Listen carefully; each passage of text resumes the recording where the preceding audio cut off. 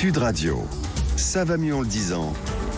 Jean Dorido. Bonjour Jean Dorido. Bonjour Jean-Marie, bonjour à tous. Vous êtes fondateur de l'application Zenfi, docteur en psychologie. Jean, une des actualités qui a retenu votre attention cette semaine, c'est le démantèlement par la police parisienne de ce qu'on appelait la colline du crack, un endroit où tous les toxicomanes, les consommateurs de crack se regroupaient dans la capitale.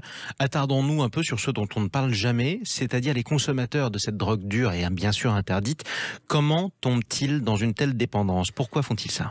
Alors, c'est vrai que le crack, c'est une drogue tout à fait particulière. On appelle ça traditionnellement la drogue du pauvre. En réalité, c'est une espèce de cocaïne au rabais qui est solidifiée, qui se fume sous forme de cristaux.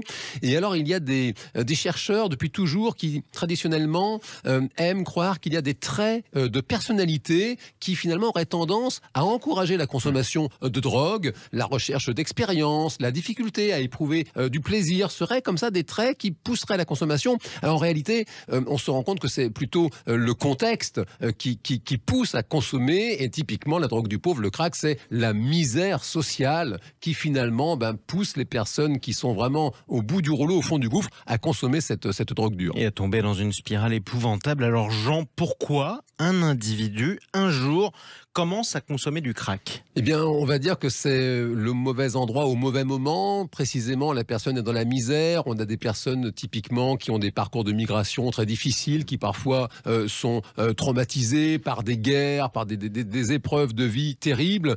Et les toxicomanes se refilent le produit, disent tiens vas-y, prends-en, fume ça. Et puis il y a bien sûr tout le commerce autour de ce produit extrêmement lucratif. Ouais. Et c'est bien connu, les dealers offrent toujours les premières doses parce qu'ils savent que le produit crée une telle dépendance. Très rapidement. Très rapidement. La personne finalement perd tout autre intérêt pour n'importe quel autre sujet, elle devient dépendante et bien sûr c'est entrée gratuite, sortie payante. Bon alors Jean, du coup, comment se fait-il qu'il soit si difficile d'en sortir de cette dépendance? Eh bien si vous voulez, il y a l'aspect bien sûr des effets psychotropes du produit qui sont des effets très forts, très courts, ça dure quelques minutes. Intense. C'est très intense et c'est très court. Et puis il y a aussi la dimension précisément psychologique très forte de cette dépendance. C'est-à-dire que la personne a rapidement des troubles cognitifs, des angoisses terribles, tendance à la paranoïa, et c'est uniquement la prise d'une nouvelle dose qui apaise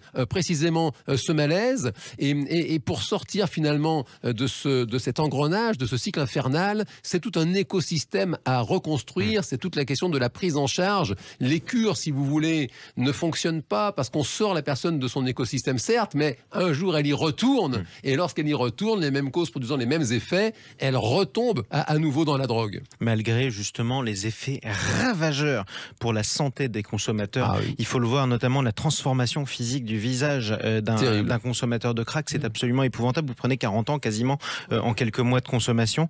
Alors Jean, comment on peut imaginer un monde sans drogue, au moins dur? Ça semble quand même très difficile parce que c'est un fait, dans l'histoire de l'humanité, il y a toujours eu une appétence pour les effets psychotropes, justement, pour tous ces produits qui permettent de vivre une autre expérience de la réalité. C'est pourquoi il est vraiment important de veiller à une profonde vigilance sur 3 points essentiels. D'abord, la santé des consommateurs, vous l'avez dit, la dépendance, veiller à ce que les personnes ne tombent pas dans la dépendance, et puis bien sûr la criminalité engendrée par ce commerce, cette contrebande de produits, vous l'avez dit, extrêmement toxiques. On ne peut pas ne pas rappeler que même si c'est dans l'histoire de l'humanité cette recherche de sensations particulières, la vie est meilleure sans drogue. Effectivement, mais c'est toujours plus facile de ne pas tomber dedans, malheureusement. C'est mieux d'éviter. Merci Jean Dorido. Merci Jean-Marie. Docteur en psychologie, fondateur de l'application Zenfi et auteur de ce livre, Le bonheur est une science exacte et sans substance psychotrope. Évidemment, c'est garanti. C'est publié chez Larousse. À bientôt. À bientôt Jean-Marie.